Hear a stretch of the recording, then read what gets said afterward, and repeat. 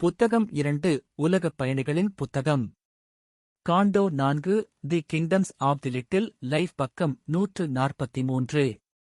புறநிலை உலகைச் சந்தித்த ஒரு மனம் இருந்தது. அதன் வாசலில் ஒரு அந்நியன் அல்லது எதிரியைப் போல.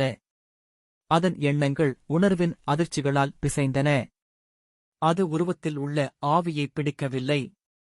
அது பார்த்தவற்றின் இதயத்தில் நுழையவில்லை. அது செயலுக்குப் பின்னால் உள்ள சக்தியைத் தேடவில்லை. விஷயங்களில் மறைந்திருக்கும் நோக்கத்தைப் படிக்கவில்லை. அல்லது அனைத்தின் அர்த்தத்தைக் கண்டுபிடிக்க முயலவில்லை. மனித உருவம் அணிந்த உயிரினங்கள் இருந்தன.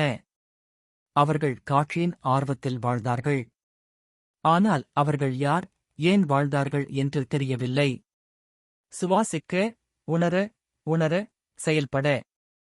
வாழ்க்கை அவர்களுக்கு எந்த நோக்கமும் இல்லை, இயற்கையின் மகிழ்ச்சி மற்றும் வெளிப்புறத்தின் தூண்டுதல் மற்றும் மகிழ்ச்சியைத் தவிர.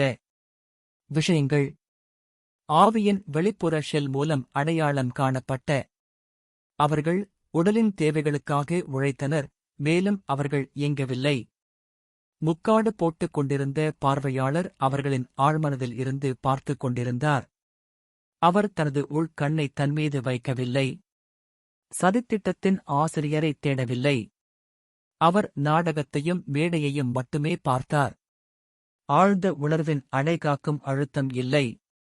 பிரதிபலிப்பின் சுமை தாங்கவில்லை. மனம் இயற்கையை அறியாத கண்களால் பார்த்தது.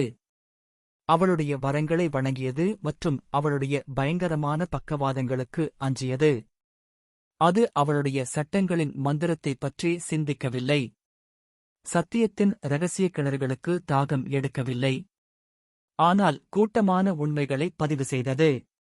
மற்றும் ஒரு தெளிவான நூலில் உணர்ச்சிகளை உண்டாக்கியது. அது வேட்டையாடுகிறது மற்றும் காற்றை முகர்ந்து பார்த்தது. அல்லது சூரிய ஒளியில் மந்தமாக இருந்தது. மற்றும் மென்மையான காற்று. இது உலகின் ஆழ்ந்த தொடர்புகளை நாடியது. ஆனால் மேற்பரப்பு உணர்வை பேரின்பத்துடன் ஊட்டுவதற்காக மட்டுமே. இவைகள் வெளிப்புறத் தொடுதலில் வாழ்க்கையின் நடுக்கத்தை உணர்ந்தன. ஆன்மாவைத் தொடுவதற்குப் பின்னால் அவர்களால் உணர முடியவில்லை. இயற்கையின் தீங்கிலிருந்து அவர்களின் சுய வடிவத்தை காத்துக்கொள்வது, மகிழ்வதும் வாழ்வதுமே அவர்களின் அக்கறையாக இருந்தது.